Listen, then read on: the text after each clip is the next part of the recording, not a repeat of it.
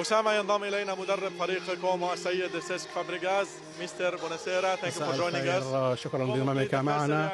كومو يبدأ أو يلعب المباراة الأولى على أرضه أمام يوفنتوس في هذا الموسم. الكثير من الأشياء تغيرت عن المباراة الأولى. كيف ترى هذه المباراة؟ أعتقد كما ذكرت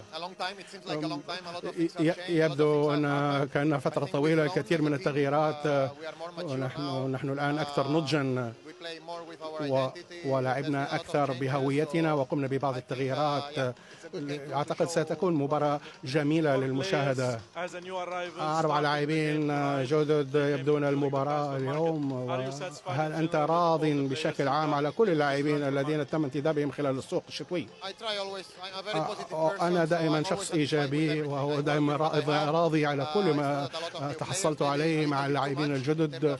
أعتقد ليس كثير من اللاعبين خلال وسط الموسم، ولكنني سعيد بكل اللاعبين، أحب لاعبي. هل تعتقد بأن تحقيق نتيجة إيجابية اليوم سيكون عطفا على الهجوم الجيد للفوز بالمباريات؟ عليك أن تدافع بشكل جيد وتهاجم بشكل جيد.